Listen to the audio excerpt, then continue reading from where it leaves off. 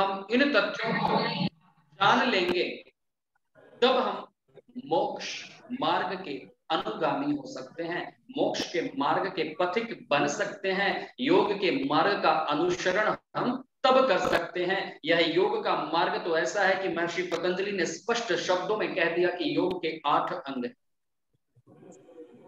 पर उन 8 अंगों पे अभी हम नहीं जाएंगे, उन 8 अंगों पर भी आएंगे। परंतु पहले मैं आप लोगों के सम्मुख इस विषय की उपस्थापना करना चाहता हूं कि आचार्य चाणक्य ने जैसे कहा कि सुख का मूल धर्म है, और धर्म का मूल क्या है, तो इस बात को भी स्पष्ट करते हुए आचार्य चाणक्य ने कह दिया धर्मस्य मूलम अर्थ, कि धर्म का मूल अर्थ है। अर्थस्य मूलम राज्य, अर्थ का मूल राज्य है। इस प्रकार से ये चर्चा बहुत आगे जाएगी। तो मैं निवेदन कर रहा था आपसे कि सुख का मूल धर्म, और हम सब सुख की कामना करते हैं। अब सुख की कामना करने के लिए हमें धर्म करना पड़ेगा, परंतु धर्म क्या है, इस धर्म को जानने के लिए हमें अवश्य ही स्वाध्याय पुरुषार्थ की आवश्यकता है।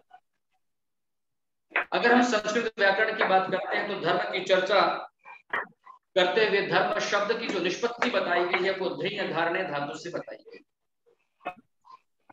ध्रिय धारणे अर्थात जो धारण किया जाए उसे धर्म कहते हैं, अर्थात हम अपने दायित्वों का निर्वहन करें, कर्तव्यों को पूर्ण करें, उसको भी हम धर्म कहते हैं। तो धर्म के विषय में महाराज मनु कहते हैं, महाराज मनु ने धर्म की व्याख्या करते हुए, परिभाषा करते हुए धर्म के 10 लक्षण बताए हैं कि धर्म के 10 लक्षण कौन कौन से हैं। तो महाराज मनु कहते हैं धृति क्षमा दमोस्तेयम शौचम इंद्रिय निग्रह धीर विद्या सत्यम अक्रोधो दशकम धर्म लक्षणम, अर्थात ये धर्म के 10 लक्षण बताए गए हैं। जिस व्यक्ति के अंदर ये 10 चीजें दृष्टिगोचर होती हैं वही धार्मिक है। तो ये जो 10 चीजें हैं, जो 10 लक्षण महाराज मनु ने बताए, इसका योग से परस्पर क्या संबंध है, मानव जीवन से क्या संबंध है, और मोक्ष जो कि चरम लक्ष्य है, उस चरम लक्ष्य तक पहुंचने के लिए ये 10 चीजें कैसे सहायक हो सकती हैं, और ये किस प्रकार से मानव जीवन में हमारा मार्गदर्शन करती है। तो महाराज मनु ने बताया सबसे पहले धृति, धृति अर्थात धैर्य, कि हमारे अंदर धैर्य होना चाहिए, और धैर्य के साथ साथ कहा क्षमा, सहनशीलता, माफ करने का गुण। अगर किसी ने कोई गलती की, कोई नादानी की, जानबूझकर या अनजाने में जैसे भी हो, तो उसको क्षमा कर देना, और क्षमा करना भी हर किसी के बस की बात नहीं है। शास्त्रकारों ने कहा कि क्षमा वीरस्य भूषण, क्षमा जो वीरों का आभूषण है, वीरों का कहना है, और वीरों के बस की बात है, उनके सामर्थ्य की ही बात है कि वो किसी को क्षमा कर सकते हैं, किसी को माफ कर दें या माफ कर सकते हैं। हर किसी में इतना सामर्थ्य नहीं होता, क्योंकि क्रोध इतना तीव्र होता है कि हम उसके आगोश में चले ही जाते हैं। मैं बहुत संक्षेप में अपनी बातें रख रहा हूं, संक्षेप में इसलिए रख रहा हूं क्योंकि मुझे इन 4 अंगों का प्रस्थापना आप सबके सम्मुख करनी है, और समय के मर्यादा में रहते हुए करना है, और समय की मर्यादा के साथ साथ मैं पूरा प्रयास करूंगा कि मैं अपने विषय के साथ न्याय कर सकूं। तो धृति क्षमा दमो अस्तेयम, दम कहा अर्थात इंद्रियों का दमन, अर्थात इंद्रियों का निग्रह। किसी भी प्रकार से अगर हम मन के साथ साथ इंद्रियों का नियंत्रण कर लेते हैं, क्योंकि मन को भी इंद्रिय कहा गया है। 11 इंद्रियों की परिचर्चा हमें प्राप्त होती है, 5 हमारी ज्ञानेंद्रियां हैं, 5 कर्मेंद्रियां हैं, और उनके साथ साथ एक उभय इंद्रिय है जो मन। तो कहा धृति क्षमा दमो अस्तेयम, दम अर्थात हमें इंद्रियों पे हमारा नियंत्रण हो, मन पे हमारा नियंत्रण हो, और मन के नियंत्रण के साथ साथ का अस्तेयम, अस्तेयम अर्थात चोरी ना करना, स्तेय कहते हैं चोरी करने। इसमें बहुत सारे जो नाम आए हैं धर्म के लक्षण में, वे सारे के सारे कहीं ना कहीं योग के अंगों से भी संबंध रखते हैं। योग के उपदेष्टा महर्षि पतंजलि ने जो यम और नियम का प्रतिपादन किया है, उस यम और नियम के अंगों में ही 5-5 प्रकार के यम और नियम बताए गए हैं। अगर हम हठ प्रदीपिका की चर्चा करते हैं तो उसमें 10-10 यम और नियम बताए गए हैं। तो नियम नियमों में ही ये सारी की सारी चीजें आ जाती हैं जो धर्म के लक्षण के रूप में महाराज मनु ने हमें दिया है। धृति, क्षमा, दमो, स्तेयम, शौचम, इंद्रिय निग्रह। शौचम अर्थात शुद्धता, पवित्रता। तो जो पवित्रता है ये शारीरिक भी है, वाचिक भी है, मानसिक भी है। शास्त्रों में इसको 5 प्रकार से वर्णित किया गया, अर्थात शरीर की शुद्धि, मन की शुद्धि, आत्मा की शुद्धि, और आत्मा की शुद्धि के साथ साथ अर्थ की शुद्धि, जो हम अर्थ का अर्जन करते हैं उसकी भी शुद्धि, अर्थात किसी अनुचित मार्ग से हम धन का अर्जन, धन संचय ना करें। अगर हम व्यवसाय करते हैं तो व्यवसाय में भी धन का अर्जन गलत तरीके से नहीं होना चाहिए, छल कपट की दृष्टि से नहीं होना चाहिए। अगर हम शिक्षण का कार्य कर रहे हैं तो शिक्षण की जिम्मेदारी हम पूरी तरीके से, पूरी निष्ठा के साथ, सत्यता के साथ निभाते हुए तब जाकर के हम जो अर्थ लाभ वहां से प्राप्त करते हैं तो उस अर्थ की सूचिता है। अन्यथा जैसा कि आजकल हम देखते हैं सोशल मीडिया के माध्यम से बहुत सारी बातें हमें दिखाई और बताई जाती हैं कि स्कूलों में शिक्षक सोए पड़े रहते हैं, उनको अपने दायित्व का भान नहीं होता है, वो कर्तव्यों से अपने विमुख हो जाते हैं। तो उस माध्यम से जो सरकार से हम अर्थ का ग्रहण करते हैं, अर्जन करते हैं, वो हमारे लिए हितकारी नहीं होता। और अर्थ की शुद्धि के साथ साथ फिर कहा घर की शुद्धि, तो घर की शुद्धि भी आवश्यक है। तो कहा इंद्रिय निग्रह, इंद्रियों का नियंत्रण और इंद्रियों का दमन। 2 बातें कहती है कि निग्रह ये है कि जो स्वभावतः हो जाए, कि हमारे मन पे संयम इतना हो, मन के संयम के साथ साथ बुद्धि का संयम, और बुद्धि के संयम के साथ साथ इंद्रियों का संयम ऐसा हो कि मन में जो विचार आ गया कि हमें इसी पथ पर चलना है, इस कर्तव्य पथ का निर्वहन करना है, तो उसका आसानी से हम निर्वहन कर सकें। यदि हम आसानी से नहीं कर पा रहे हैं तो इंद्रियों का दमन करके, कि जबरदस्ती, इस शास्त्रों में जैसा उल्लेख है कि हमें सत्य का पालन करना है, तो कैसी भी स्थिति हो असत्य का पालन हमें नहीं करना है, असत्य का आचरण नहीं करना है, स्थितियां चाहे कैसी भी, तो जबरदस्ती हमें ढलना पड़ता है। तो दमन और नियमन ये 2 अलग अलग संयम, अलग अलग चीजें होती। तो कहा धृति, क्षमा, दमो, स्तेयम, शौचम, इंद्रिय निग्रह, धीर, विद्या, सत्यम, क्रोधो, दशकम, धर्म लक्षणम। तो धी कहा बुद्धि, तो हमें बुद्धिमान होना चाहिए, बुद्धि की उपासना करनी चाहिए। धी विद्या, और विद्या की विद्वान होने चाहिए, बुद्धिमान होने चाहिए, सत्यम और सत्य का पालन करने वाला हो। अक्रोध, क्रोध का हमें त्याग करना चाहिए, हमारे जीवन में क्रोध किसी भी रूप में ना हो, मन में क्षोभ ना हो, और किसी भी प्रकार से हम किसी भी अहंकार की भावना से या किसी भी प्रकार से हम किसी का अहित शारीरिक, वाचिक अथवा मानसिक तौर पे ना करें। तो इस प्रकार से जब हम इन 10 चीजों को धारण करते हैं, इन 10 चीजों को हम अपने जीवन में स्थान देते हैं, अपने आचरण और व्यवहार में स्थान देते हैं, जब ये 10 चीजें हमारे जीवन में लागू हो जाती हैं तब सच्चे अर्थों में हम धार्मिक होते हैं। जैसा कि आजकल धार्मिक होने का अर्थ हम देखते हैं कि हम अपने जो धार्मिक पहचान है, यदि हम सनातनी हैं तो हाथ में कलावा बांधना या फिर टीका लगा लेना, हाथों में मोटे मोटे धागों का प्रयोग करना या मोटा तिलक लगाना या फिर मोटी शिखा रखना, इन सब चीजों को आजकल हमने सिर्फ एक पहचान के तौर पे रख लिया है। इसके पीछे जो इसका विज्ञान है उस विज्ञान को हमने भुला दिया। या फिर हाथों में जो कलावा है वो कलावा कब से है, क्यों है, इन सब चीजों को भी हमने भुला दिया। अगर हम प्राचीन काल में थोड़ा देखें, चाहे रामायण के काल को देखें, महाभारत के काल को देखें, आचार्य चाणक्य के काल को देखते हैं, तो हाथों में कभी भी किसी भी रूप में हमारे कलावा नहीं होता था। इस कलावा को हम रक्षा सूत्र के नाम से भी जानते हैं। मैं इस विषय को ज्यादा नहीं लूंगा क्योंकि फिर मैं अपने विषय के साथ न्याय नहीं कर पाऊंगा, वो विषय अधूरा रह जाएगा। तो कलावे की चर्चा मैं यहाँ पे नहीं करूंगा, परंतु हमें ध्यान देना होगा, ऐतिहासिक दृष्टि से हम देखें कि कलावे का प्रयोग हमने कब शुरू किया, क्यों शुरू किया, कैसे आया कलावा हमारे बीच में। मुगलों का काल आने के बाद से ही कलावा का प्रयोग यहाँ पर बढ़ा है। यज्ञ के स्थान पे अगरबत्ती का प्रयोग बढ़ा है। इन बातों पे आप स्वयं विचार कर लेंगे तो उत्तर मिल जाएगा, अन्यथा मैं बाद में फिर कभी बता दूंगा। तो मैं अपनी चर्चा को आगे बढ़ाता हुआ मैं आपसे निवेदन कर रहा था कि अगर हम इन चीजों को अपने जीवन में स्थान देंगे, सिर्फ धार्मिक लक्षणों को नहीं अपनाना है, उस कर्तव्य पथ पर हमें चलना है, केवल हमें टीका ही नहीं लगाना है, केवल हमें शिखा ही चोटी ही नहीं रखनी है, केवल हमें हाथों में कलावा नहीं बांधना है, केवल हमें गले में जनेऊ नहीं पहनना है, इन सब पहचानों को अगर हम अपनाते हैं तो इनको अपनाने मात्र से हम धार्मिक कभी भी नहीं हो सकते हैं। महाराज मनु ने जो 10 बातें हमें बताई हैं, ये 10 जो लक्षण दिए हैं, ये लक्षण हमारे जीवन में हो तो यही सच्चे अर्थों में हमें धार्मिक बनाते हैं और यही सच्चे अर्थों में हमें योगी बनाते हैं, और इसी प्रकार से हम धर्म का अनुसरण करते हुए सुखी हो सकते हैं।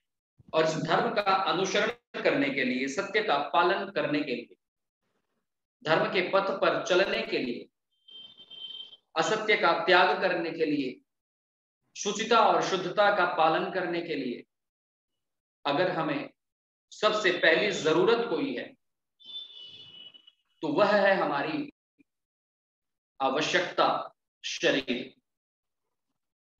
शास्त्रकार कहते हैं शरीर माध्यम खलु धर्म साधनम, अर्थात शरीरम आद्यम खलु धर्म साधनम, जो ये हमारा शरीर है ये हमारा सबसे पहला साधन है धर्म अर्थात कर्म को करने के लिए, कर्तव्यों का निर्वहन करने के लिए, पूरी निष्ठा के साथ अपने कर्तव्यों का पालन करने के लिए, जिम्मेदारियों का निर्वहन करने के लिए अगर सबसे पहला साधन कोई है तो वह है हमारा शरीर। अगर हमारे पास शरीर ना हो तो हम इन धर्म के 10 लक्षणों का भी पालन नहीं कर सकते।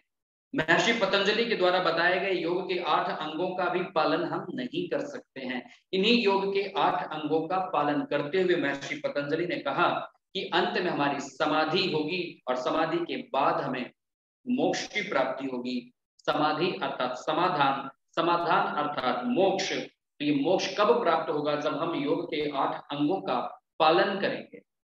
योग के 8 अंगों के अनुपालन से हमें मोक्ष की प्राप्ति होगी, पर ये मोक्ष की प्राप्ति और योग के अंगों का पालन करने के लिए हमें शरीर की आवश्यकता होती है। यदि शरीर है हमारे पास तब हम इन अंगों का निर्वहन कर सकते हैं, पालन कर सकते हैं, इनका अनुष्ठान कर सकते हैं। और अगर यह शरीर होते हुए भी और हमारा शरीर स्वस्थ नहीं है, अस्वस्थ है, तो भी हम कोई कार्य करने में, धर्म का पालन करने में, कर्तव्यों का निर्वहन करने में हम कभी भी सफल, समर्थ, सबल नहीं हो पाएंगे। तो इसीलिए आचार्य चाणक्य ने फिर से कहा कि सर्वमेव परित्यज्य शरीरम अनुपालयेत शरीरस्य प्रणष्टस्य सर्वमेव विनश्यति, अर्थात सर्वमेव परित्यज्य, सर्वम अर्थात सभी, सब कुछ छोड़ करके, परित्यज्य त्याग करके, सभी जिम्मेदारियों को, सभी कार्यों को, हर एक प्रकार की जिम्मेदारियों का त्याग करके, शरीरम अनुपालयेत, अपने शरीर की हमें रक्षा करनी चाहिए, अपने शरीर की अनुपालना करनी चाहिए। शरीर की अनुपालना अर्थात अपने स्वास्थ्य की रक्षा करनी चाहिए। और स्वास्थ्य की रक्षा अगर हम ना कर पाए, शरीरस्य प्रणष्टस्य, अगर शरीर में कोई विकार आ गया, शरीर अगर हमारा नष्ट हो जाता है, रोगों से आक्रांत हो जाता है, तो सर्वमेव विनश्यति।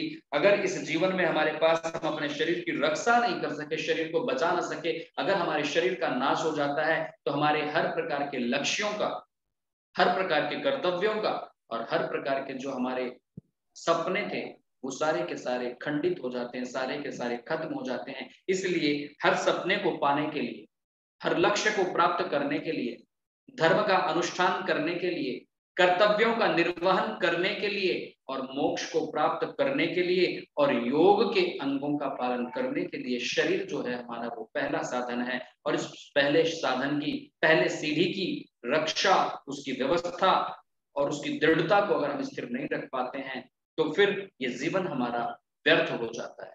तो इसलिए सबसे पहले ये कहा कि हमारे पास शरीर होना चाहिए, शरीर उत्तम होना चाहिए, स्वस्थ होना चाहिए। तो अब विषय ये आता है कि शरीर स्वस्थ कैसे हो। स्वास्थ्य की परिभाषा क्या है, स्वास्थ्य की पराकाष्ठा क्या है, स्वास्थ्य के आयाम क्या है। तो अगर हम दृष्टि डालते हैं तो विश्व स्वास्थ्य संगठन WHO, अब अगर हम ऐसी ऐसी संस्थाओं के नाम लेते हैं कि जो ऐसे यूनेस्को का नाम ले दें या फिर नासा का नाम ले दें तो हम बहुत स्वयं को गौरवान्वित महसूस करते हैं। किसी विदेशी विद्वान का नाम अगर हम ले देते हैं तो हम स्वयं को गौरवान्वित महसूस करते हैं कि अमेरिकी वैज्ञानिक ने ये कहा, इंग्लैंड के वैज्ञानिक ने ये कहा, जर्मनी के शोधकर्ताओं ने ये कहा, तो फ्रांस के आविष्कारकों ने ये कहा, उनका नाम लेकर के हम स्वयं को गौरवान्वित महसूस करते हैं। परंतु हम यह चिंतन नहीं करते कि हमारे ऋषि मुनियों ने हमें क्या विरासत दी है, हमारे ऋषि मुनियों ने क्या संदेश, क्या उपदेश और क्या निर्देश दिया है हमें। तो मैं आपसे निवेदन कर रहा था कि WHO स्वास्थ्य की परिभाषा देते हुए कहता है कि जो शारीरिक तौर पे, मानसिक तौर पे, सामाजिक तौर पे और आत्मिक तौर पे जो स्वस्थ हैं वो स्वस्थ हैं। ये स्वास्थ्य की परिभाषा हमारे सामने रखी जाती है। अब अगर मैं आप लोगों को बताऊं कि हमारे आयुर्वेद के मनीषियों ने, आचार्य सुश्रुत ने स्वास्थ्य की क्या परिभाषा दी है, तो WHO के द्वारा जो स्वास्थ्य की परिभाषा निर्धारित की गई है, स्वास्थ्य की परिभाषा में एक सामान्य चिंतक भी बहुत कुछ इसमें और ऐड कर सकता है। परंतु हमारे ऋषि मुनियों ने जो हमें निर्देश दिया है, हमें जो उपदेश दिया है, उनके द्वारा जो प्रदत्त ज्ञान है, उस ज्ञान में हम एक अक्षर कुछ और समाहित नहीं कर सकते हैं। तो कैसे नहीं कर सकते हैं, ये मैं आपको आयुर्वेद के एक श्लोक के माध्यम से बताता हूं। ये श्लोक बहुत ही सामान्य है, लगभग आप सभी ने सुना होगा। आचार्य सुश्रुत कहते हैं सम दोषः समाग्निश्च तम धातु मलक्रियः प्रसन्न आत्मा इंद्रिय मनः स्वस्थ्य इत्यभिधीयते। स्वास्थ्य की परिभाषा क्या है, स्वस्थ व्यक्ति कौन है, तो इस विषय को बताते हुए सबसे पहले आचार्य सुश्रुत कहते हैं सम दोषः, अर्थात 3 प्रकार के दोष हमारे शरीर में है। इन 3 प्रकार के दोषों में जब तक साम्यता है, जब तक समानता है, जब तक एक रूपता है, तब तक हमारा शरीर स्वस्थ है, तब तक हमारे शरीर में कोई रोग नहीं आता है। इस बात को और पुष्ट करते हुए आचार्य चरक कहते हैं रोगस्तु दोष वैषम्यम,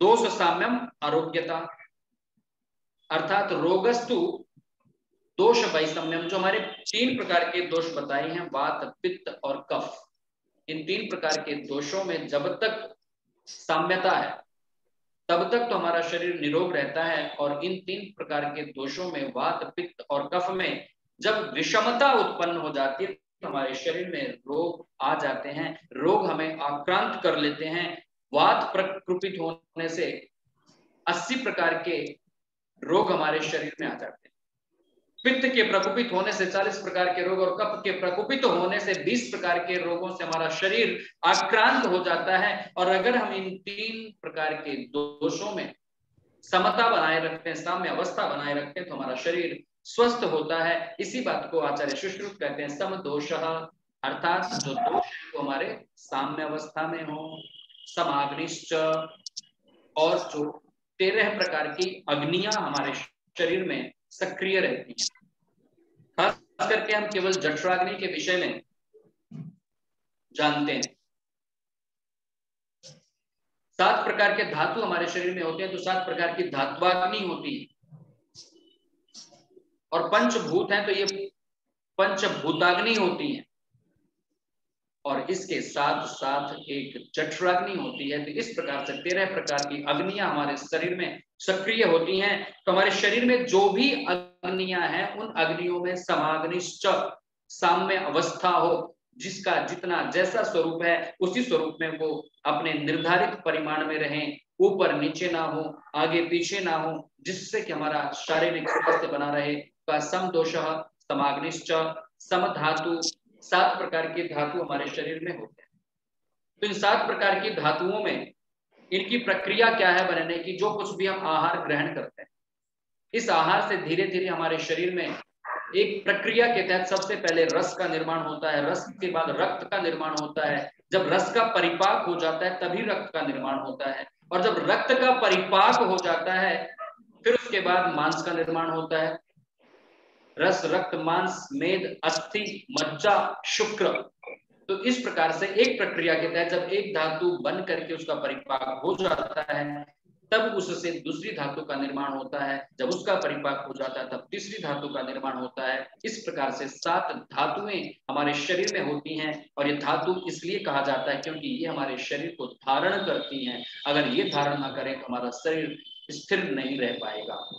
तो कहा सम धातु समाग्निश्च सम धातु मलक्रियः, जो कुछ भी आहार हमने ग्रहण किया था, खाया पिया था, उससे धातुओं का निर्माण तो हो गया, फिर जो अपशिष्ट बचा था, जो मल और मूत्र के रूप में, उसका विसर्जन भी समय समय पर होता रहे, उसका निष्कासन हमारे शरीर से समय समय पर होता रहे। अगर मल मूत्र का निष्कासन उचित मात्रा में और उचित समय पे नहीं होगा तो मल अवरोध होने से हमारे शरीर में दोषों का आगमन होगा, रोग हमें आक्रांत करेंगे, अनेक प्रकार की बीमारियां बढ़ेंगी। सबसे बड़ी बात यही कही जाती है कि कब्ज के होने से सारे रोग अपने आप शरीर में आ जाते हैं। तो इसलिए मल मूत्र का निष्कासन शरीर से समय समय पर होता रहे। तो सम धातु मलक्रिय, और मलक्रिय के बाद में क्या कहा, प्रसन्न आत्मा इंद्रिय मनः।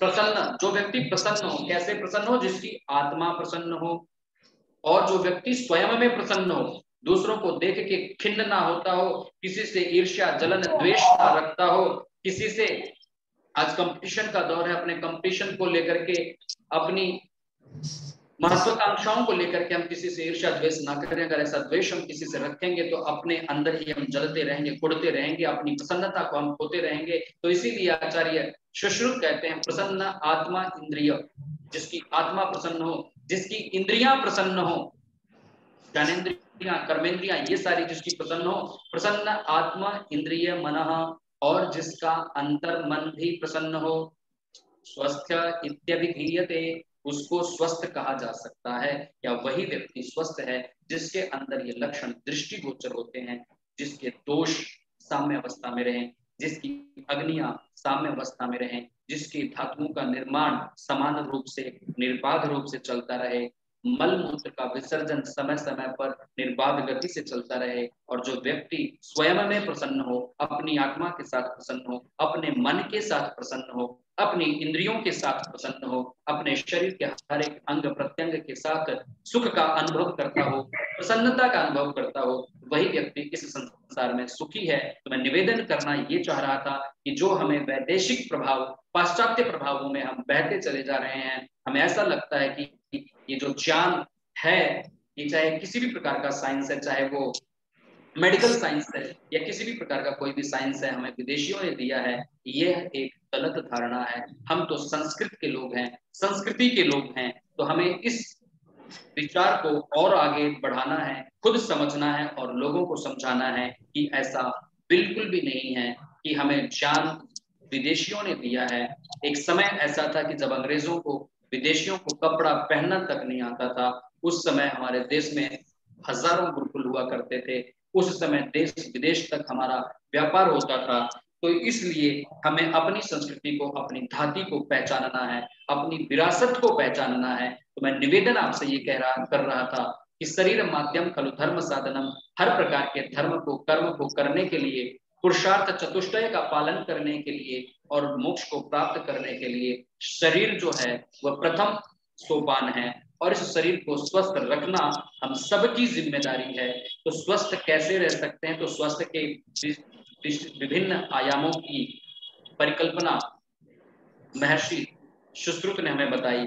तो योग और आयुर्वेद दोनों को जब हम लेकर के चलते हैं, तब हम अपने शरीर को, मन को, इंद्रियों को, सबको स्वस्थ रख पाते हैं, और शारीरिक स्वास्थ्य के साथ तब हम अग्रसर होते हैं योग के अंगों पे। शारीरिक और मानसिक तौर पे हमें स्वस्थ रहने के लिए आजकल जैसे हम अगर योग का नाम लेते हैं तो योग का नाम लेते ही हमारे सामने एक चित्र उपस्थित होता है, एक परिकल्पना उपस्थित होती है कि योग क्या है। योग केवल और केवल एक शारीरिक व्यायाम है। हमें एक ये भ्रांति भी लोगों के मन से हटानी है कि योग केवल शारीरिक व्यायाम ही नहीं है, शारीरिक श्रम ही नहीं है, फिजिकल एक्सरसाइज ही नहीं है, ब्रीदिंग एक्सरसाइज ही नहीं है। योग अपने आप में एक बहुत बड़ा विज्ञान है। योग को परिभाषित करते हुए योग दर्शन के पहले सूत्र में ही महर्षि पतंजलि कहते हैं अथ योगानुशासनम।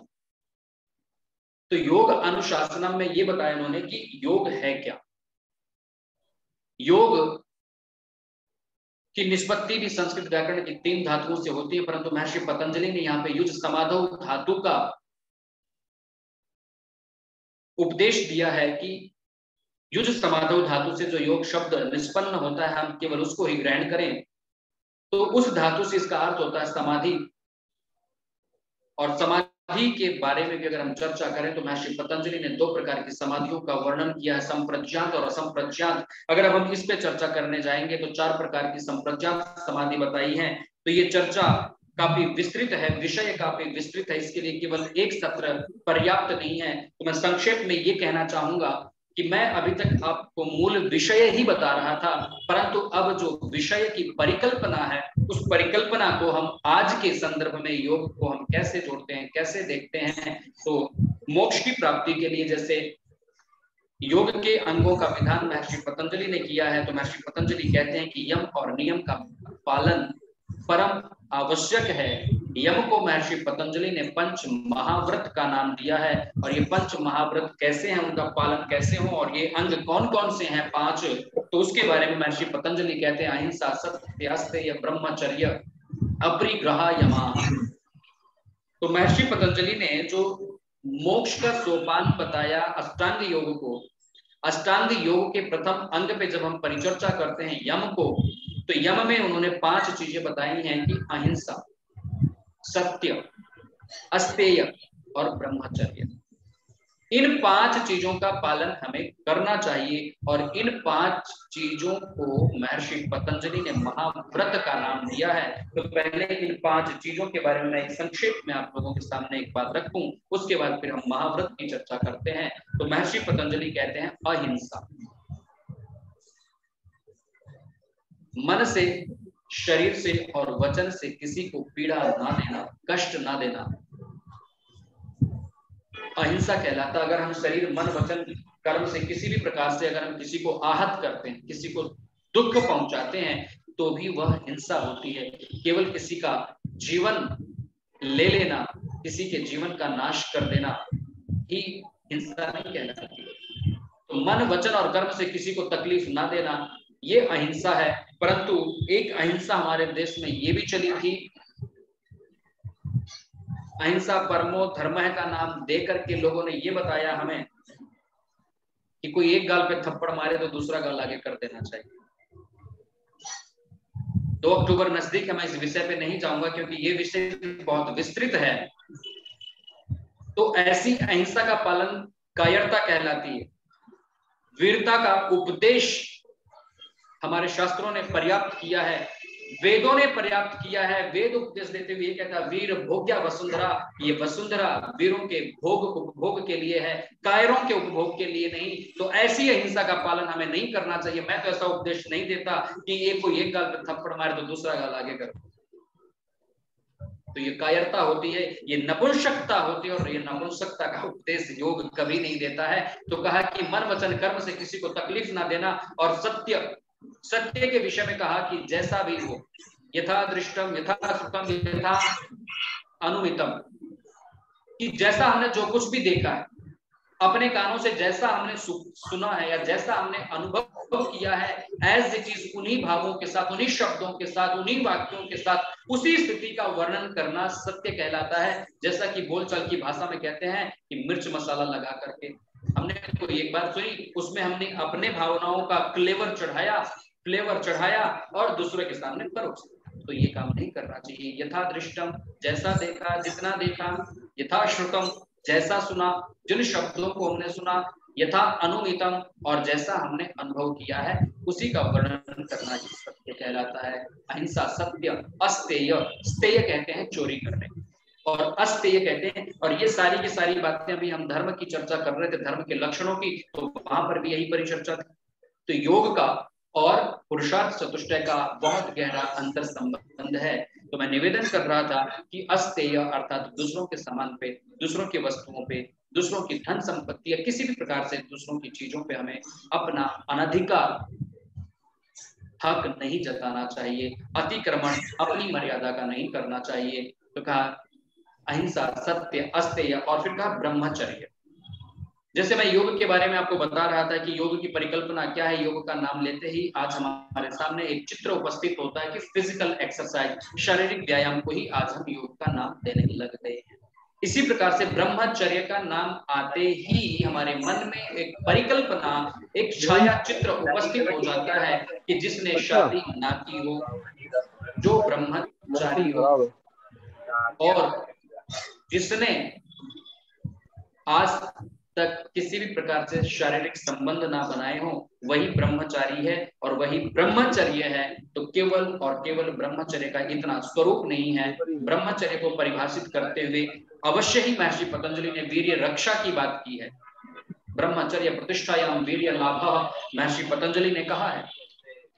तो ये उसका एक पार्ट है। परंतु अगर हम संस्कृत व्याकरण की दृष्टि से ब्रह्मचर्य शब्द पर दृष्टिपात करते हैं तो पता चलता है ब्रह्मचरति यह स ब्रह्मचारी, ब्रह्मणि चरति यह स ब्रह्मचारी। ब्रह्म कहते हैं ज्ञान को और ब्रह्म कहते हैं परमात्मा को।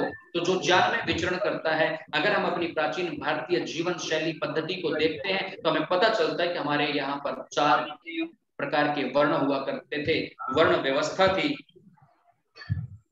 तो उसमें ब्रह्मचर्य आश्रम सबसे पहले था और ब्रह्मचर्य आश्रम ज्ञान के अर्जन के लिए है, बल के अर्जन के लिए है, शारीरिक बल के अर्जन के लिए है, बौद्धिक बल के अर्जन के लिए है। तो इस प्रकार से ब्रह्मचर्य का, विवेक जी समय हो गया क्या? निकट है, अभी है ना 5-7 मिनट? हाँ जी 5 मिनट। ठीक है जी, तो 5 मिनट में मैं अपनी बात को पूरी करता हूँ। संक्षेप में ही आप अब कंप्लीट करने का प्रयास करिए क्योंकि अभी समय का थोड़ा अभाव है। ठीक है। तो बस 1-2 मिनट ही लूंगा, मैं ज्यादा नहीं लूंगा। तो पता चलता है हमें कि ब्रह्मचर्य अर्थात जो ब्रह्म में विचरण करता है, परमात्मा में विचरण करता है, ध्यान साधना और उपासना करता है, या फिर जो विद्या के अर्जन में अपना समय लगाता है, वह ब्रह्मचारी है। तो इस प्रकार से कहा कि अहिंसा, सत्य, अस्तेय, ब्रह्मचर्य और अपरिग्रह अर्थात बहुत ज्यादा संग्रह ना करना, इन सब चीजों को जब हम अपने जीवन में अपनाते हैं तो ये 5 महाव्रत हैं। और महाव्रत का पालन हमें कैसे करना है, क्यों करना है? तो महर्षि पतंजलि कहते हैं जाति देश काल समय नव छिन्ना सार्वभौम महाव्रतम। तो जो जाति, देश और काल, इनसे जो अवच्छिन्न नहीं होता है, जो बाधित नहीं होता है, तो ये कहा कि जाति अर्थात जैसे हम ये कहते हैं कि आजकल कि हम गौ का मांस नहीं खाएंगे, बाकी सारे मांस खा सकते हैं। तो ये जाति हो गई कि कौन सी योनि है, क्या है। फिर देश, अब जैसे नवरात्रे चल रहे हैं तो इन नवरात्रों में हम मांसाहार नहीं करेंगे, बाकी पूरे साल करेंगे। जाति, देश, काल और देश अर्थात जैसे कहीं हम देव स्थान पे हैं, मंदिरों में हैं, धर्म स्थान पे हैं, हरिद्वार में है, गंगा में है या गंगा के किनारे में है, ऐसी जगहों पे कहते हैं कि हम ऐसा यहाँ पे पाप नहीं करेंगे, यहाँ पे झूठ नहीं बोलेंगे। बाकी हर जगह हम हिंसा भी करेंगे, झूठ भी बोलेंगे, व्यभिचार भी करेंगे। तो वो सारी चीजें चलती रहती है। तो किसी जाति को नहीं देखना है कि गाय है क्या है, या फिर किसी देश को नहीं देखना। तो ये सर्वत्र हर समय हर जगह पर अगर हम इनका पालन अपने जीवन में करते हैं तब हम योग को सच्चे अर्थों में अपनाते हैं। और जब हम योग के अंगों का अनुसरण करते हैं, अभी तो संक्षेप में मैंने केवल योग के एक अंग का ही प्रतिपादन आपके समक्ष किया है। तो इस प्रकार से ऐसे ही दूसरा अंग है नियम, फिर ऐसे तीसरा आसन, प्राणायाम, प्रत्याहार, धारणा, ध्यान, और फिर अंत में जाकर के ध्यान के माध्यम से हम समाधि तक पहुंचते हैं और समाधि अर्थात समाधान को प्राप्त करते हैं, मोक्ष को प्राप्त करते हैं। तो इसीलिए मैंने निवेदन करना चाहा, समय अभाव के कारण मैं विषय को, इस विस्तृत विषय को समुचित रूप से आप लोगों के समक्ष प्रस्तुत नहीं कर पाया हूं। फिर भी संक्षेप में यही है कि धर्म, अर्थ, काम और मोक्ष, धर्म करते हुए हम अपने जीवन का यापन करें, किसी भी प्रकार का अनाचार न करें, धर्म करते हुए हम अर्थ प्राप्त करें और उस अर्थ के द्वारा हम अपनी इच्छाओं को, कामनाओं को पूर्ण करें और उन इच्छाओं के द्वारा पूर्ण होने के पश्चात फिर हम मोक्ष की तरफ अग्रसर हों और मोक्ष को प्राप्त करें।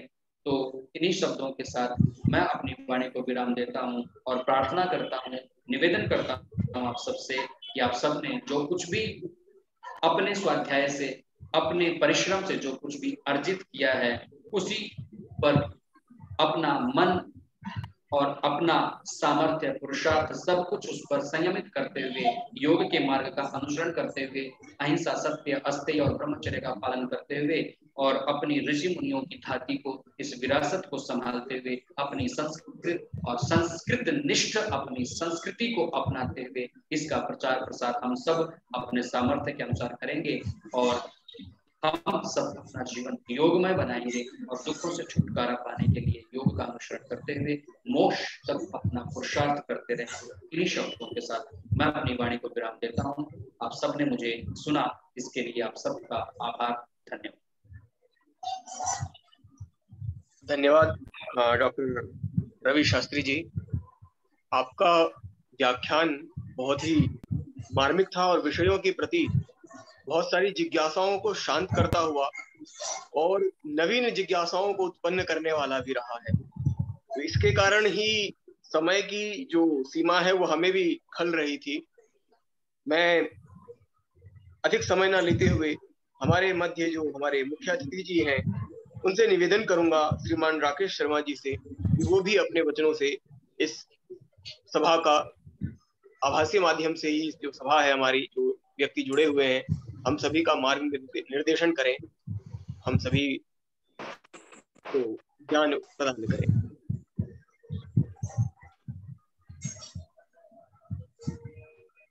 हेलो, क्या आप सभी सुन पा रहे हैं मुझे? जी, आपकी आवाज आ रही है। आप सभी को वंदना और प्रणाम। और ये मेरे लिए बड़ी हर्ष की बात है कि मैं गुणी जनों के बीच में आदरणीय श्री पद्मनाभ रामनोरत जी दास जी, डॉक्टर रवि शास्त्री जी, विवेक मिश्रा जी, बहन प्रियंका जी जिन्होंने की, और मैं सामने देख पा रहा हूँ राम करण जी है सामने, और अभी अभी डॉक्टर रवि शास्त्री जी ने अपना व्याख्यान योग के लिए, योग का हमारे जीवन में उपयोग और योग, उन्होंने जो इतना अच्छा ज्ञान हमें दिया, मैं उसके लिए उनका बहुत बहुत धन्यवाद करता हूँ। मैं क्योंकि मेडिकल फील्ड से ही मेरा काम है, मेरा सर्जिकल डिस्पोजेबल्स बनाते हैं हम, और पिछले 33 साल से हमारा मेडिसिन का ही है, औषधि का है। तो मैं थोड़ा सा बताना चाहूंगा कि सुश्रुत जी के बारे में, आचार्य सुश्रुत जी के बारे में बात किया तो जितनी भी मेडिकल डिवाइसेस अभी संसार में है, इनका जो प्रारूप है वो सुश्रुत जी की किताब में जो लिखा हुआ, जो उन्होंने ज्ञान दिया, उसी के ऊपर है। कॉस्मेटिक सर्जरी में प्रयोग होने वाले जितने भी इंस्ट्रूमेंट्स हैं, ये सभी के सभी सुश्रुत जी ने आज से हजारों साल पहले उनकी परिकल्पना की, और हमारे यहाँ पे कॉस्मेटिक सर्जरी बहुत अच्छी तरीके से होती थी। तो ये हमारे लिए बड़ा ही गर्व की बात है। योग का व्याख्यान है और योग के बारे में आपने बताया, तो मैं योग मैंने बहुत लेट शुरू किया, लेकिन जब से मैं योग कर रहा हूं तो इससे मेरे को शारीरिक, मानसिक और बौद्धिक तीनों तौर पे मुझे बड़ा ही आनंदित मैं महसूस करता हूँ। शारीरिक रूप से मैं अपने आप को बड़ा ही स्वस्थ महसूस करता हूँ। तो ये एक योग जो हमारा देन है, इसमें मेरा सभी से यही निवेदन है कि हम ये जो सांस्कृतिक महोत्सव जो मना रहे हैं और सभी एक दूसरे की बातों से हम ज्ञान अर्जित कर रहे हैं, यदि हम थोड़ा थोड़ा अपने जितने भी, जहाँ पे भी हम बैठे, अपने दोस्तों के साथ में बैठे, हम सामाजिक जो भी हमारी शादी में जाते हैं, हम वहां पे बैठे और बात करें संस्कृत का, बेशक हम 2 श्लोक ही वहां पे बात करें, तो हम सभी के लिए जीवन में एक बहुत ही बढ़िया अनुभव, क्योंकि जितने भी हमारे मंत्र हैं ये सारे के सारे संस्कृत में हैं, और सब जानते हैं कि संस्कृत का क्या महत्व है। और उसके साथ साथ में योग, क्योंकि जब तक आप संस्कृत को संस्कृति के साथ में नहीं जोड़ेंगे, तो हमारा जो ये ध्येय है, हम जो चाहते हैं कि विश्व गुरु हमारा देश फिर से बने, तो हमारा ये कार्य पूरा नहीं होगा। आप सभी गुणीजन जन जन के सामने योग संस्कृति के जो व्याख्यान, संस्कृत के व्याख्यान जो दे रहे हैं, मैं उसके लिए आप सभी से बड़ा ही अनुग्रहित हूँ। मुझे बड़ा अच्छा लगा श्लोक, बहन प्रियंका ने श्लोक सुनाए, विवेक जी ने श्लोक सुनाए, मुझे बड़ा ही आनंद आया। और मुझे संस्कृत के लिए बड़ा ही मेरा मन रहता है कि मैं संस्कृत सीख नहीं पाया, लेकिन अब मैं बहुत कोशिश करता हूँ कि संस्कृत को मैं सीखूं और मैं भी आप सब गुणीजनों की तरह मंत्रोच्चारण कर पाऊं। तो ये मेरे लिए बड़ा ही भाग्य की बात होगी। और क्योंकि समय भी की कमी है और अभी प्रभु प्रवेंद्र दुबे जी भी मुझे दिखाई दे रहे हैं और शायद वो सामने हैं, तो उनके व्याख्यान को भी सुनना हमारे लिए बड़ा ही मैं तो कहूँगा कि भाग्य और पुण्य की बात है कि आप सब गुणीजनों के साथ में आज की शाम बीती है और बीत रही है और आगे भी आप सभी के साथ में सानिध्य रहेगा। तो मैं अपनी वाणी को विराम देता हूँ और धन्यवाद करता हूँ आप सभी का कि ये जो कार्यक्रम आप सभी ने जो शुरू किया है, विवेक जी आपको कोटि कोटि प्रणाम और कृपया करके इसे आगे बढ़ाएं। एक छोटा सा प्रयास बहुत दूर तक जाता है। मैं यही कहना चाहूंगा कि मैं बड़ा ही गर्व महसूस करता हूँ जिस दिन मोदी जी गंगा में स्नान करके उन्होंने वहां पे पूजा की, वो दिन मेरे जीवन का सबसे स्मृतिपूर्ण दिन है कि मुझे लगा कि मैं सनातनियों की धरती पे मैंने जन्म लिया है और आज मेरा जो जन्म है सफल हुआ। और इसी के साथ मैं अपनी वाणी को विराम देता हूँ और जो भी सभी, मैं बहुत सारे लोगों के नाम नहीं ले पाया, उन सभी से क्षमा प्रार्थना। आप सभी का धन्यवाद, प्रणाम स्वीकार करें, प्रणाम। धन्यवाद श्रीमान राकेश शर्मा जी, आपकी बहुत ही सहज अभिव्यक्ति से हम सभी प्रसन्न हुए हैं और सभी सुखमय अनुभव कर रहे हैं कि आप हमारे मध्य में रहे और आपका विषय हमें सुनने को मिला। अधिकांश हम प्राच्य विद्या वाले ही जब इस विषय को कहते हैं तो सुनने वाले एक ही विषय बार बार सुनकर हो सकता है कहें कि तो आप ही कहते हैं, लेकिन आप आधुनिक एक दृष्टि से देखा जाए हैं और आप जब इसको प्रमाणित करते हैं कि जितने भी मेडिकल में उपकरण प्रयोग हो रहे हैं वो सुश्रुत जी के द्वारा हो रहे हैं, तो इस बात को और ज्यादा बल मिलता है क्योंकि आप उस क्षेत्र से हैं और उस क्षेत्र के आप मर्मज्ञ हैं। आपका बहुत बहुत धन्यवाद। मैं अब आप हमारे अध्यक्ष महोदय श्री पद्मनाभ रामानुज दास प्रवेंद्र दुबे जी महाराज, जो कि आप अध्यक्ष हैं श्री सेवा पथ सेवा संस्थान ग्वालियर मध्य प्रदेश से, आपका स्वागत करता हूं और आपसे निवेदन करता हूं कि आप हम सभी का मार्ग निर्देशन करें और हम सभी को आशीर्वाद भी दें कि हम जीवन में योग पथ और जो ध्येय है हमारा पुरुषार्थ चतुष्टय योग से वह प्राप्त कर सके हैं। श्रीमान प्रवेंद्र दुबे जी महाराज। जय श्री नारायण। आप सभी को आवाज सुन पा रहे हैं सब लोग? जी, आपकी आवाज स्पष्ट है। सबसे पहले तो आप सभी से क्षमा चाहूंगा, विलम्ब हो गया मुझे ज्वाइन करने में और जिम्मेदारी तो बहुत बड़ी दी गई थी, लेकिन किसी कारणवश काफी समय गुजर गया। उसके लिए सभी से पुनः पुनः क्षमा प्रार्थी हूँ और थोड़ा दुखी भी हूँ। ये बड़े बड़े श्लोक गाए गए और मैं वंचित हो गया उनसे।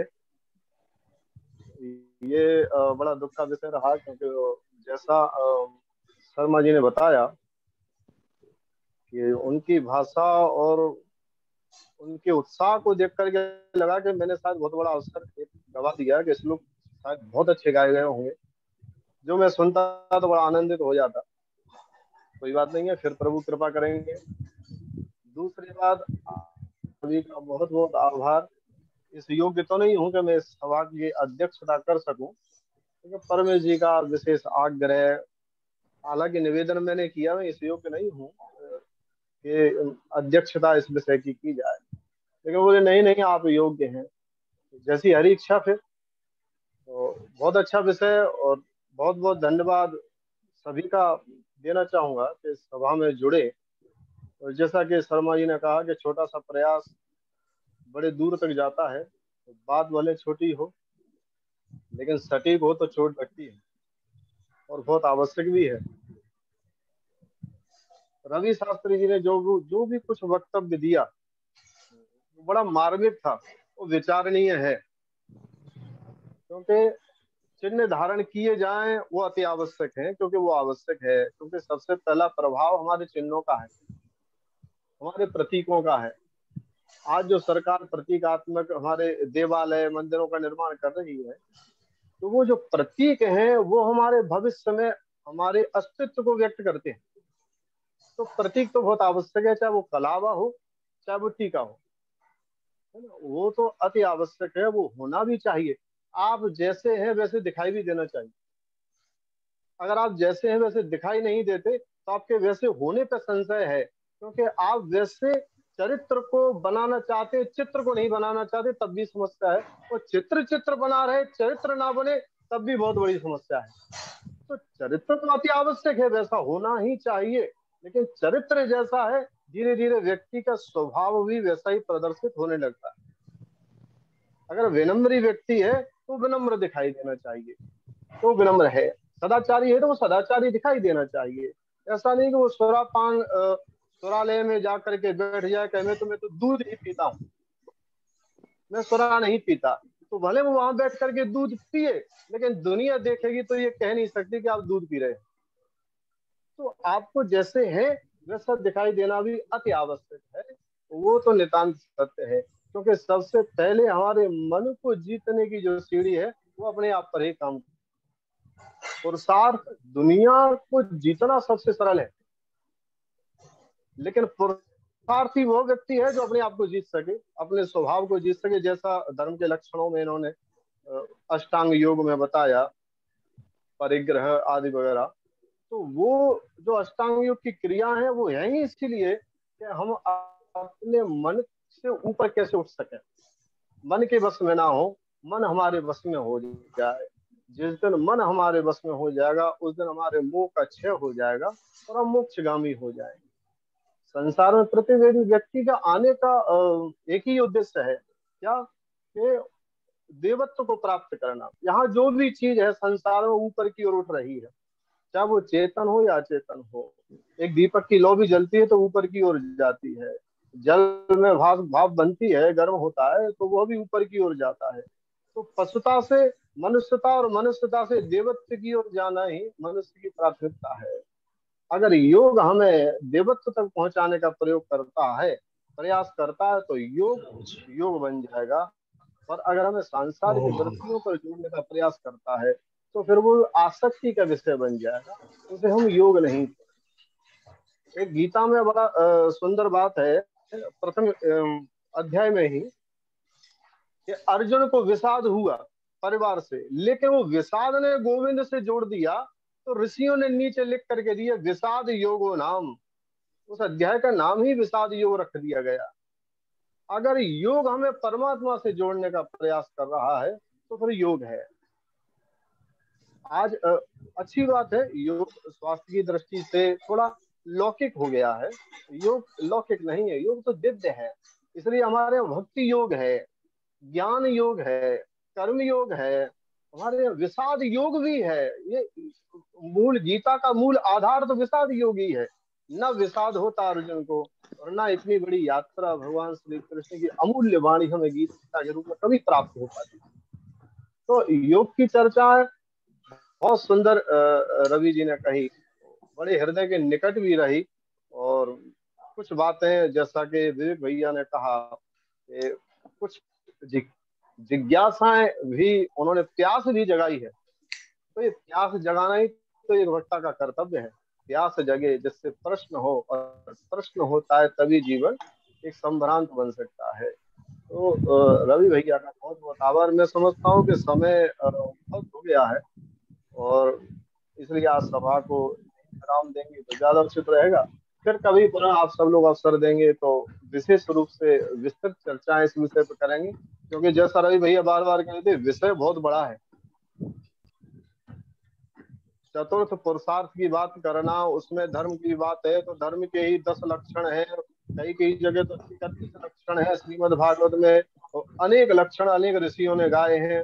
फिर अर्थ के भी कई हैं, तो इस सारे विभागों को अगर बांट दें तो 1 महीना गुजर जाएगा, लेकिन फिर भी शायद समय कम ही पड़ेगा, बात पूरी नहीं हो पाएगी।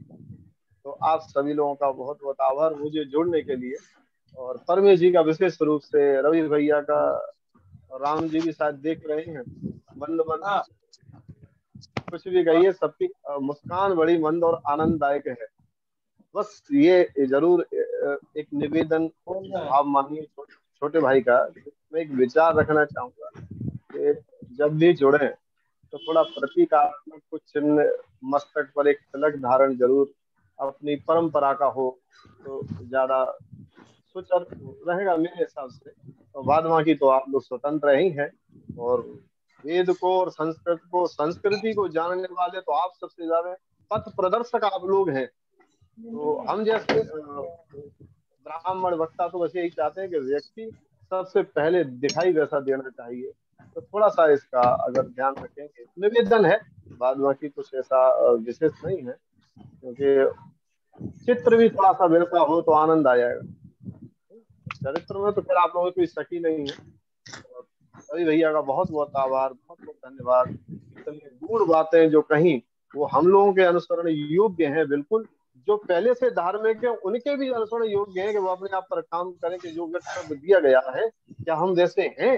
अगर वैसे हैं और उस पर हम काम करते हैं तो फिर हम धार्मिक कहलाने योग्य हैं। अगर दक्ष लक्षणों में से एक भी लक्षण हमारे अंदर परिलक्षित नहीं होता, दिखाई नहीं देता, तो बिल्कुल सत्य है कि आप रावण रहेंगे, धार्मिक तो कभी नहीं बन पाएंगे। धर्मज्ञ हो सकते हैं, धार्मिक नहीं हो सकते।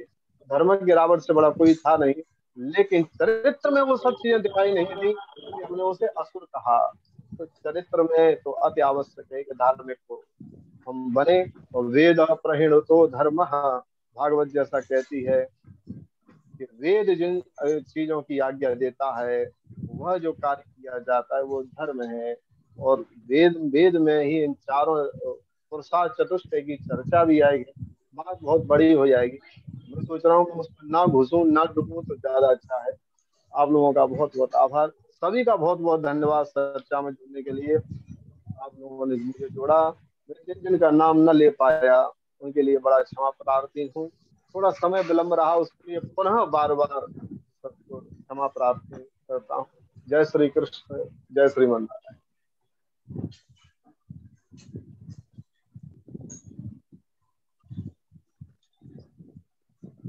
धन्यवाद वीरेंद्र दुबे जी महाराज, आपने भी बहुत ही अच्छे वक्तव्यों से बहुत ही सहज तया विषयों को रखा, और ये बहुत जरूरी विषय है एक हमारे मध्य में रखा कि जो अंदर है वो बाहर होना चाहिए, और बाहर क्या होना चाहिए, जैसा कि रवि जी ने बताया था कि दमन से शमन की यात्रा।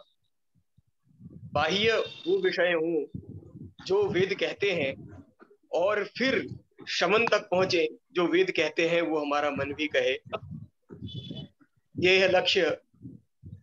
बहुत ही विस्तार से तो चर्चा नहीं हो पाई, लेकिन ये बड़ा ही अच्छा विषय है कि हम सभी के चित्त पे उन सात्विक संस्कारों के छाप पड़ चुके हैं, और चिंतन का ही विषय है चित्त का, तो वह चिंतन करेगा। जो विषय पड़े हैं उनके चिंतन उसमें पुनः पुनः होंगे, और अवश्य ही इसका समाधान भी और जीवन में कोई ना कोई इसका लाभ भी हमें जरूर मिलेगा। आप सभी का मैं बहुत बहुत धन्यवाद कहता हूं। मैं संक्षेप में ही कहना चाहूंगा, सबसे पहले हमारे मुख्य वक्ता रवि जी का, डॉक्टर रवि शास्त्री जी, आप सहज हैं, आपने सभी विषयों पे अपने चिंतन को भी रखा है, अपने विषयों को विस्तार से बताया, संक्षेप से भी बताया। आपने यात्रा तो पूरी की, उसमें से मुख्य मुख्य विषय जो जहां से किसी और मार्ग की तरफ जा रहे थे वहां सजग होके उसको भटकने से रोका, लेकिन एक छोटा सा उत्तर देते हुए सभी को आपने आगे की यात्रा की, और इस प्रकार से अपना वक्तव्य बहुत कम समय पर आपने लगभग पूरा किया, और जैसा कि सभी स्वीकारते हैं यह विषय पूरा करने जैसा तो है नहीं, तो सही बात है, आपने भी इस चीज को स्वीकारा था अंत में कि कुछ बाकी रह गया है, और हम ऐसे ईश्वर से निवेदन करेंगे कि पुनः ऐसा अवसर आए कि आपसे हम पुनः इन विषयों को सुन सकें। हमारे मुख्य अतिथि श्रीमान राकेश शर्मा जी, आपने भी हम सभी का मार्ग निर्देशन किया, बहुत सहजता से चीजों को बताया और संस्कृत जानने की आपकी इच्छा को भी व्यक्त किया। संस्कृत भारती का लक्ष्य भी यही है कि सभी संस्कृत के प्रति जागरूक हों और जुड़ें, जिसमें अनवरत रूप से हमारी आवासीय कार्यशालाएं भी चल रही हैं, जहां जाके व्यक्ति कुछ दिन रहता है और उस वातावरण में रह के संस्कृत वाणी में आ जाती है। उसके अलावा भी जो व्यक्ति अपने दिन प्रतिदिन के कार्यक्रमों में व्यस्त रहते हैं, उनके लिए ऐसा समूह अगर छोटा सा बन जाए तो वहां पर भी हमारे यहाँ से शिक्षक जाके संस्कृत संभाषण की कक्षाएं देते हैं, जिससे सभी के मुख पे संस्कृत आए। तो यदि आप में से भी कोई ऐसी इच्छा रखते हैं तो एक छोटा गण बना लीजिए, शिक्षक आ जाएंगे, संस्कृत संभाषण क्रिया चल जाएगी हमारी। और सबसे जरूरी है हमारे मध्य में हमारे अध्यक्ष जी, आप इस चीज के लिए क्षमा प्रार्थी ना रहें, आप ऐसा ना कहें कि आप नहीं आए थे। हमने हृदय से आपको शुरू में ही आज्ञा आपसे हृदय से ही ले ली थी, यहाँ आप जुड़ नहीं पाए थे, लेकिन हृदय से आपसे निवेदन किया गया था कि शुरू करते हैं, तो हृदय में आप शुरू से थे इस कार्यक्रम में हम सभी के साथ। ऑनलाइन आप हो सकता है बाद में जुड़े हुए हो, आपका भी बहुत बहुत धन्यवाद। आपने भी छोटी छोटी बातों के ही माध्यम से बड़े बड़े विषयों को स्पष्ट किया, और आपका जो निवेदन है वो जरूर हम सभी पालन करने का प्रयत्न करेंगे, भरसक प्रयत्न करेंगे, और यह कार्य जरूर होगा। हम परमेश जी से भी को भी धन्यवाद कहते हैं कि उनके ही अनुकंपा से कहें कि उनके ही हम लोगों पे कृपा हुई कि आपको वो हमारे मध्य लेकर आए। आप सभी आचार्यों का, आप सभी वक्ताओं का मैं बहुत बहुत धन्यवाद कहता हूँ। इसके अतिरिक्त जो हमारे संगठन के कार्यकर्ता भी हमारे मध्य में हैं, और जो श्रोता के रूप में भी हैं, तो श्रोता हम सभी ही हैं जब आप वक्ता हैं। इस दृष्टि से दो ही यहाँ पर पात्रता निभाई जा रही है, एक वक्ता की और श्रोता की। जो वक्ता होता है तो दूसरा श्रोता है, इसलिए वक्ताओं और श्रोताओं दोनों का मैं सहृदय धन्यवाद करता हूँ। अब शांति पाठ एक बार करते हैं साथ में मिलकर, कमर गर्दन सीधी कर कर। मैं पुनः कार्यक्रम की समाप्ति के लिए आज्ञा आपने एक बार दे दी है रविंद्र दुबे जी महाराज ने। मैं पुनः हृदय से आपसे आज्ञा चाहता हूं कि अब कार्यक्रम को समाप्त करना चाह रहा हूं, आपकी आज्ञा हो। धन्यवाद। तो शांति पाठ शुरू करते हैं कल्याण मंत्र के साथ। कमर गर्दन सीधी कर लें, लंबी गहरी श्वास लेते हुए पहली पंक्ति मैं कहूंगा, फिर पहली पंक्ति से ही पुनः सभी मिलकर दोहराएंगे, अपने अपने स्थान पे कह सकते हैं। ओम सर्वे भवन्तु सुखिनः। ओम सर्वे भवन्तु सुखिनः। सर्वे सन्तु निरामयाः। सर्वे भद्राणि पश्यन्तु मा कश्चित् दुःखभाग् भवेत्। ओम शांति शांति शांति। पुनः पुनः हृदय से आप सभी का बहुत बहुत धन्यवाद। हम सभी अनुग्रहित हैं आप सभी को सुनकर, आप सभी को यहाँ पाकर। धन्यवाद।